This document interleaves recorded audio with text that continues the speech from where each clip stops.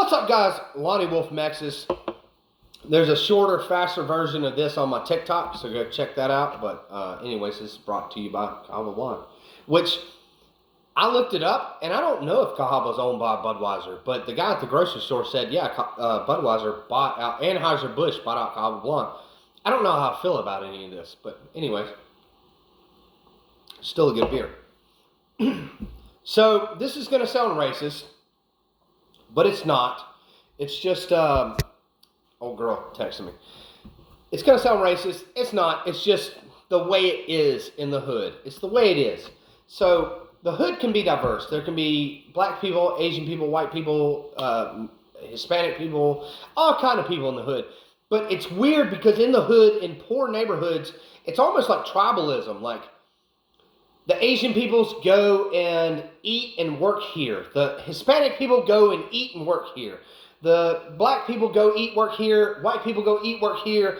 It's real, like, segregated. It's weird. Like, I can't explain it. It doesn't happen in rich neighborhoods. Rich neighborhoods, everybody just does whatever they want to. But I had a guy that I worked with, went to this new barbershop that opened up to get his hair cut, white guy, and he walked in and they said, we don't cut white people's hair.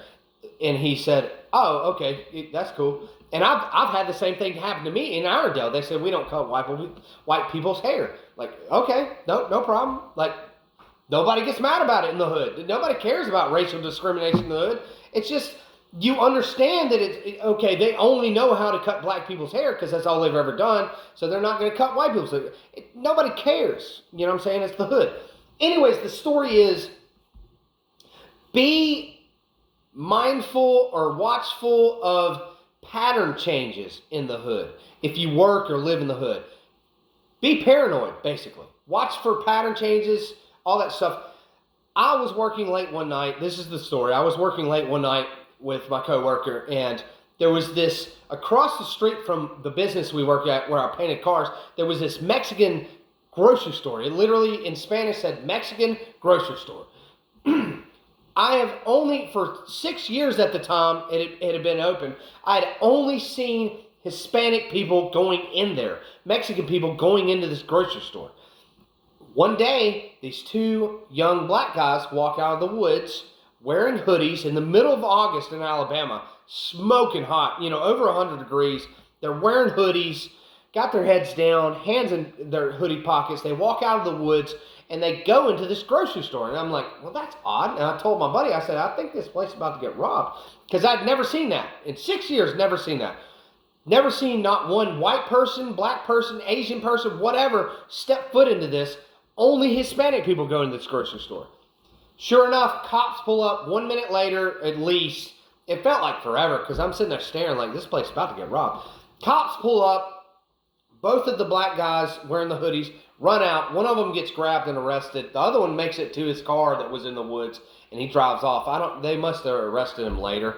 But I just was like, holy crap, I was right. Like, I couldn't believe it. But, I mean, that's literally, just watch for, if you work in a bad neighborhood, if you live in a bad neighborhood, if you're about to get a job in a bad neighborhood, you'll slowly pick up on patterns.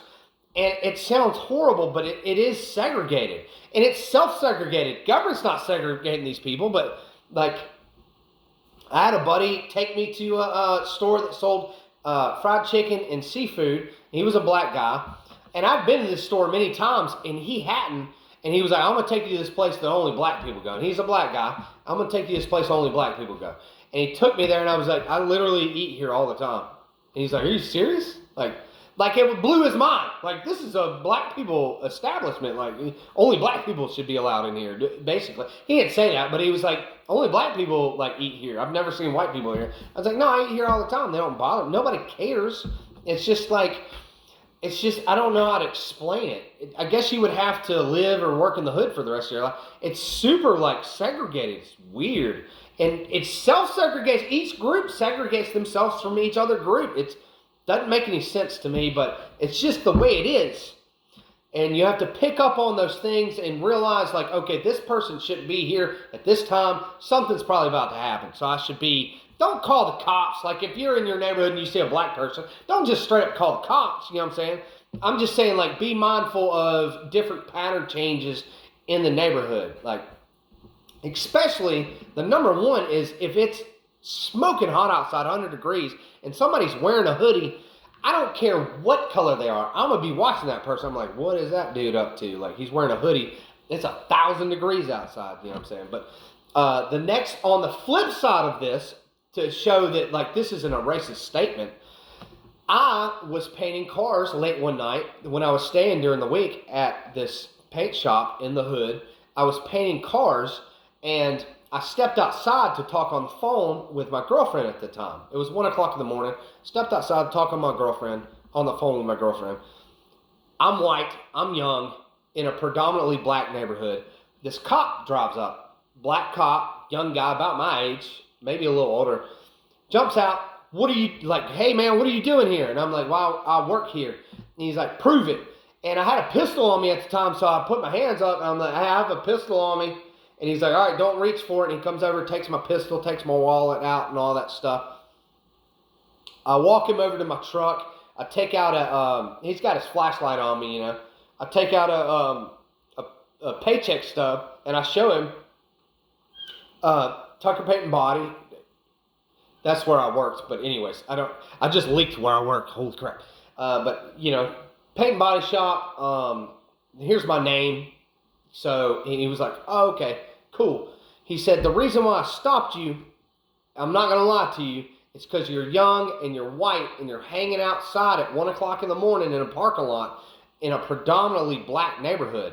So I thought you were here to buy drugs. So he profiled me, you know what I'm saying? Because he saw something out of the ordinary. Like, because it was true. Young white people didn't walk around Eastlake at 1 o'clock in the morning. You know what I'm saying? It just didn't happen. So he stopped me. He was like, basically, I profiled you because this was out of the ordinary. People keep sending me messages while I'm trying to do this. But so that's the flip side. Like me, I saw two young black guys going into a Mexican grocery store. It was out of the ordinary for me, but I wasn't going to call the cops or nothing. And then on the flip side, this black cop sees a young white guy, me, hanging outside in this parking lot of this paint and body business, stops me. He's like, are you trying to buy drugs? You're like, no, I work here. He's like, it was just out of the ordinary, so I had to stop and check on you. You know what I'm saying? So that's just the way the hood worked. It's something out of the ordinary. You just had to, at least to survive in the hood, pick up on it. Be aware of it. Don't freak out. Just be aware of it. Okay, that's out of the ordinary. I'm going to focus on that a little bit and make sure it don't affect me. And that's my hood survival tip. I had to go so long on this one, and I went long on my TikTok one because a lot of people would say that that's racist. You know, that you saw two black guys going in this Mexican grocery store. That's racist. You shouldn't say something like that. But I'm telling you, 6 years of never seeing anyone but Mexicans or Hispanic people going in this grocery store, and then you see two young black guys going in with hoodies on in the middle of August. It's like, okay, that's different. I've never seen that before. But anyways, appreciate y'all watching. Check me out SoundCloud, Instagram, Twitter, and like always, check me out on TikTok or in the streets. I don't know.